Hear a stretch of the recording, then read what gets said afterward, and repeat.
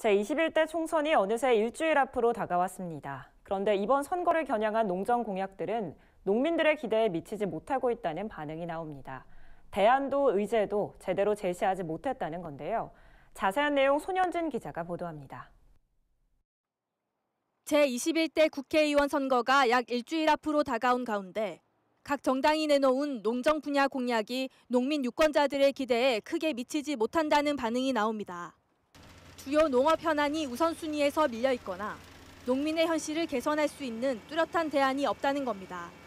특히 더불어민주당과 미래통합당 등 거대 양당의 농정 공약이 허술하다는 지적이 이어지고 있습니다. 우선 그동안 농민들이 절실하게 요구해온 농산물 가격 안정 관련 공약이 미흡하다는 목소리가 나옵니다. 여야가 제시한 공약은 수급 안정화 방안에 불과한 탓에 농산물 가격을 보장해 농민의 생계 안정을 도모할 수 있는 정책은 찾아보기 어렵다는 겁니다.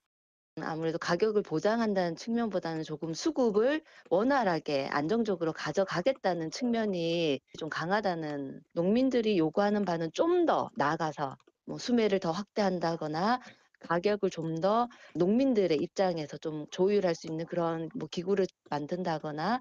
이와 달리 정의당과 민중당은 농산물 공공수급제를 비롯해 농민이 농산물 가격 결정에 참여하는 정책을 수립하겠다고 해 눈길을 끌었습니다.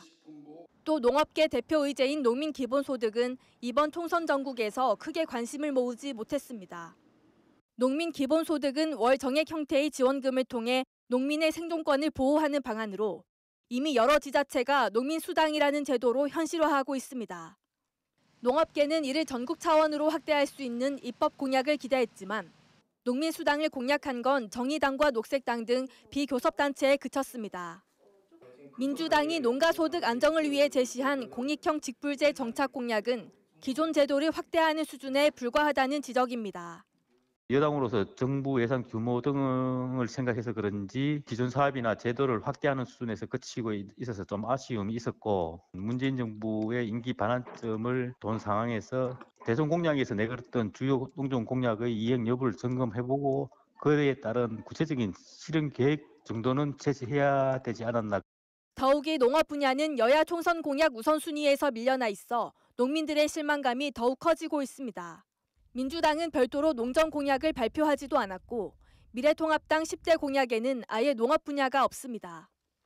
280만 농어민 유권자의 선택을 받기 위해서는 농업농촌의 현실적 어려움을 해소하겠다는 정치권의 약속과 실천이 필요해 보입니다.